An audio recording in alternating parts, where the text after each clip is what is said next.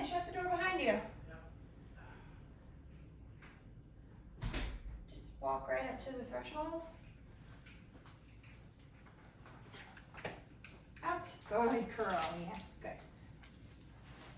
Place. She doesn't really react to the doorbell, so we jump to this. But I never let people just walk in the house and I shut the door. I always go back to my dog and then I tell them to come in and shut the door behind them. This helps the dog feel like you're in more control. Forward. Out. Good. Place. Good. Step forward. Out. Good girl. Good job. Place.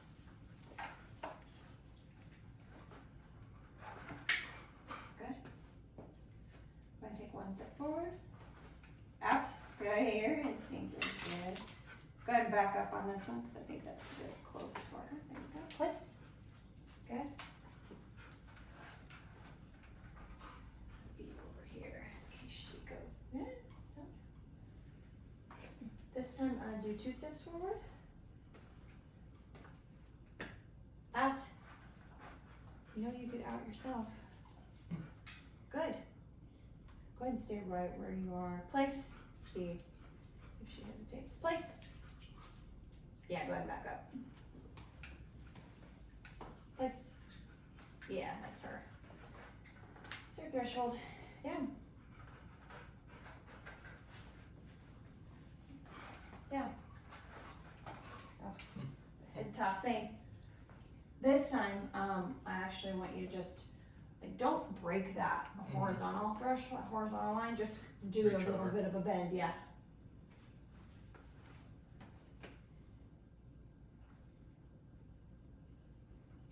Can you do it again? Hold it if you don't mind.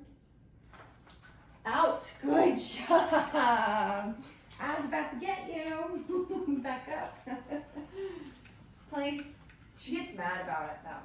Like when we work on OUT, like at the mall and stuff, she's just like, oh, I'd rather bite them. She's like angry about having to move away. Down. Good. Let's have you go the other way though. Place. Down.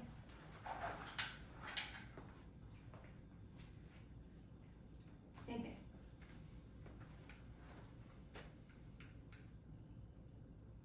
Out. Good. Okay, so now.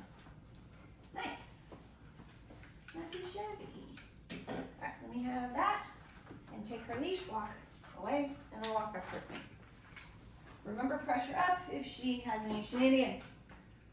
So this is his second time coming over here doing this for us, and he did not do the walking the first time around. It was all doorbell, knocking, which wasn't too bad, and the pressure work without you saw earlier, and then just hanging out and talking for a bit, and then leaving. She didn't have this access to him.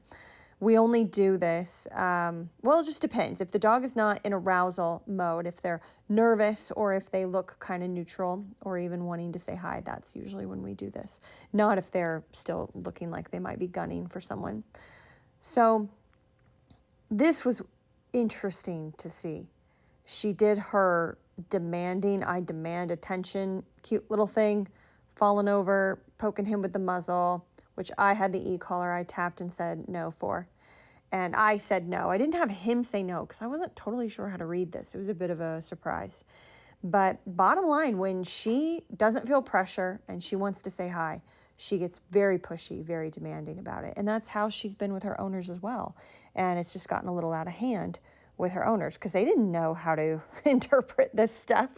But it's her personality. It's not like it was just created by permissiveness, at least not from her new owners. This is her personality. And so now we're trying to figure out how to work with it, basically, and what to say no to and what to allow.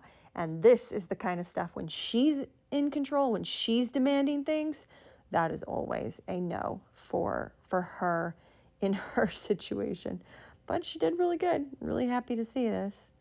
I'm getting off track a little, but in the rescue world, when we see something like this, we go and we pet the dog. And then later that day, we try to go and put them in the kennel or in crate or take a leash off or put a leash on.